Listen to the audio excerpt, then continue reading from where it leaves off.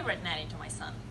He was about 3 when she was taking care of him, and she was in her early 20s, this tall, beautiful Russian blonde from a small town in the south of Russia, just recently moved to New York where we lived then.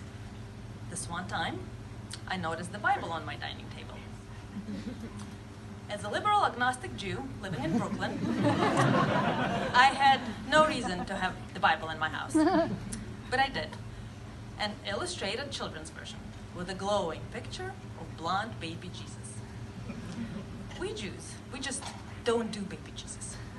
So for me, it was more of a private possession. It was a present from back in the day when, as a teenager growing up in Russia, I was working for American Christian missionaries. And as a Jewish activist teenager living in Russia, working for American Christian missionaries wasn't exactly my world outlook. But it was a good opportunity to practice English. And who cares that all they talked about was this guy Jesus, who apparently loved me. I mean, kind of creepy, but whatever, it was in English. And so this Bible was a present, their living present, and I figured I'd just keep it as a memento. Then years later, I met my American husband from a nice Jewish family and moved to New York City.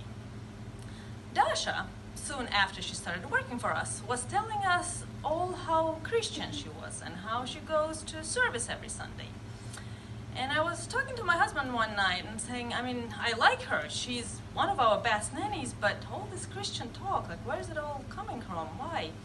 And so my husband had a book that he was reading. He put it on the bedside table, and I leaned over to take a look. What's that?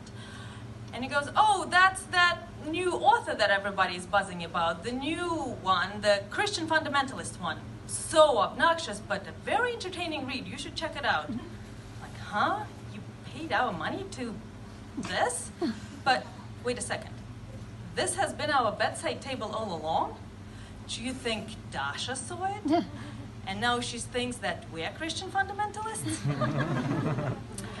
Should I have discussed with Dasha? Maybe. But it was just an awkward conversation, and I just didn't feel like having an awkward conversation with her, so I just politely smiled. Never mentioned anything. But then I was still surprised when I saw my Bible on the dining table. I figured she must have dug it out from somewhere and probably put it on the dining table on purpose to show us how proactive she was to help us raise our son with good Christian values. Well, I might enjoy not so kosher ham and cheese sandwiches very much. And I even have Santa bring presents and have a Christmas tree.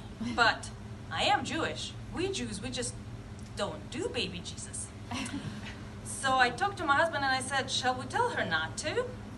And he goes, well, we can tell her not to read him this beautifully illustrated children's book, but why do we have it in the house in the first place? And now we're telling her not to read it to him. Don't you think it's a little odd?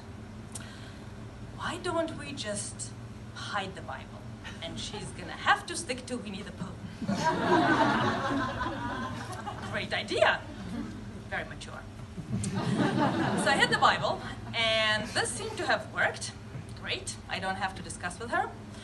But a few days later, the Bible miraculously appeared back on our dining table. I did not feel like discussing with Dasha, and I thought, let me find a better hiding spot. But, just like before, like it was a sign from God, the Bible kept on miraculously appearing back on our dining table. And we played that game for a bit until my husband had another idea. Why don't you just let her read him the Bible? I mean, it's a good storybook. It has walking on water and performing magic in public and rising from the dead. I mean, much more entertaining than Winnie the Pooh, hands down. So I figured, sure, and I let her read him the Bible. And that lasted for a while until this one time I come home from work and I find my mom, who was visiting us from Moscow, sitting in our living room at the dining table, visibly upset. What happened? Dasha, this. What about her? Well, we were at the playground earlier today and talking about some random stuff, areas of Brooklyn. And then she goes, "Oh, I don't like Williamsburg. Too many Orthodox Jews there, and I don't like them."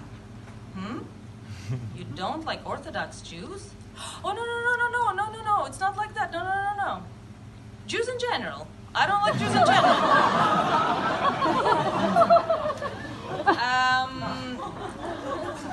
Well, we are Jewish. You know we're Jewish. The next day, Dasha quit. And I don't know if it was because she couldn't bear working for the Jews or if she was too embarrassed. But that day, I decided it was time I part with my possession from my teenage years. And I placed the Bible in our book swipe library that our building had. And I placed it in the adventure section between Harry Potter and the Wizard of Oz.